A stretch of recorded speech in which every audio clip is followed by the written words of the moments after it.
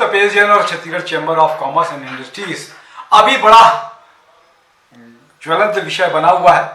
Chamber के चुनाव स्थगित हो गए हैं। क्या वजह लगता है? हमारे साथ में व्यापारी एकता पैनल के श्री राजेश वासवानी जी है, चैम्बर के पूर्व उपाध्यक्ष रहे। क्या कुछ लगता है जो स्थगन हुआ है? देखो, इन्होंने शुरू से न बहाना बना के रखा है। इनको कुर्सी का रोग लग गया है। 3 साल के कार्यकाल में इनको पता था कि मेरा कार्यकाल मार्च में खत्म होने वाला है, तो इनको मेंबरशिप जो थी वो 3 महीना पहले सक्रियता चालू कर देनी थी। क्योंकि इन्होंने जैसे ही इनका कार्यकाल खत्म हुआ तो उन्होंने पहली बार तो लोकसभा का अवहेलना करते हुए 3 महीना बढ़ा दिया। फिर उन्होंने 3 माह का कार्यकाल बढ़ा दिया। संविधान के हिसाब से उन्होंने सारी चीजें जो 6 महीना इसको पालन करना था वो भी कर लिया।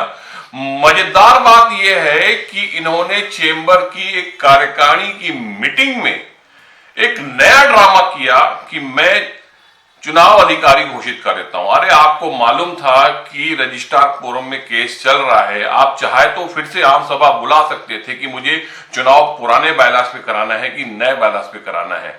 क्योंकि अमर पारवानी को जो कुर्सी का रोग लग गया ना कि 3 बार अध्यक्ष बन चुके हैं, 1 बार कैट के माध्यम से, 2 बार आप चेंबर के माध्यम से बनना है। वो कुर्सी आपसे छूट नहीं रही है। कहीं ना कहीं बहाना आपको मिल गया कि कोर्ट के माध्यम से मैं 6 महीना, 1 साल, 2 साल और खींच दूं।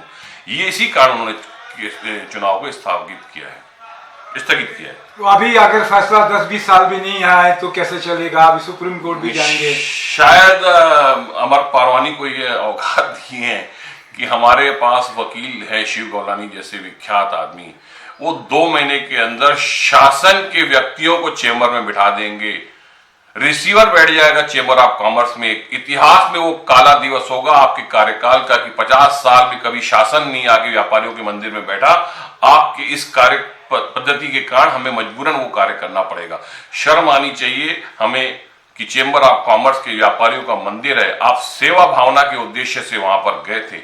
जिस दिन आपने चेंबर की स्थापना, चेंबर में आपने पैर रखा था तो ये सोच के काम किया था कि मैं व्यापारियों की सेवा करूंगा। अब वो व्यापारियों की सेवा कर रहे हैं कि व्यापार कर रहे हैं, वो तो अब अमर पारवानी के इंटरनल शब्द के बाद इंटरनल उनकी हो सकता है। लेकिन मुझे ऐसा लगता है कि हमने व्यापारियों की सेवा के उद्देश्य से आपको भेजा था, पर आप अंडर टेबल से क्या काम कर रहे हैं वो कुछ ना कुछ डाउट लग रहा है कि आप मोह क्यों नहीं छोड़ रहे हैं कुर्सी का। आप कह रहे हैं कि रिसीवर बैठ जाएगा, इतने विश्वास से कैसे कह सकते हैं कि रिसीवर आ जाएगा? समय भी लग सकता है। सर देखिए, अगर हम जीत गए तो अमर पारवानी जी जाएंगे कोर्ट में, क्योंकि उनको जो कुर्सी का रोग लग गया ना वो दिख रहा है। और जब हम कोर्ट में जाते हैं तो पूछता है कि आप हमारे से क्या चाहते हो।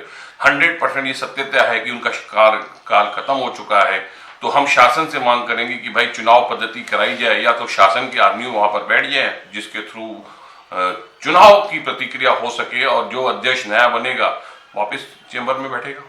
लेकिन कोर्ट अगर स्टे दे दिया या मामला लंबित चलता रहा और कई साल चला जैसा कह रहे हैं, देखिए ये कोर्ट कचहरी से भी समझता है, कानून भी चीज है कि इसको हो सकता है 2-3-4 साल चला जाए। पर आप किसी के कार्य क्षेत्र में अगर गवर्नमेंट के रजिस्टर्ड फर्म है, रजिस्ट्रार के द्वारा वहां पर रिसीवर बिठाया जा सकता है या उनकी सहमति से चुनाव हो सकता है, तो सरकार पहले यही योजना लाती है और हाईकोर्ट में हमें या उन्हें ये स्टे मिल जाएगा कि आप रिसीवर बिठाया जाए। मतलब आप कह रहे हैं कि रिसीवर बैठ सकता है, इस विषय पे भी जाएंगे आपने समय दिया। अभी तो बहुत सारी चीजें हैं, आगे फिर आपसे चर्चा करेंगे। मैं तपेश जैन, नरेंद्र ठाकुर साहब ने जय जोहार।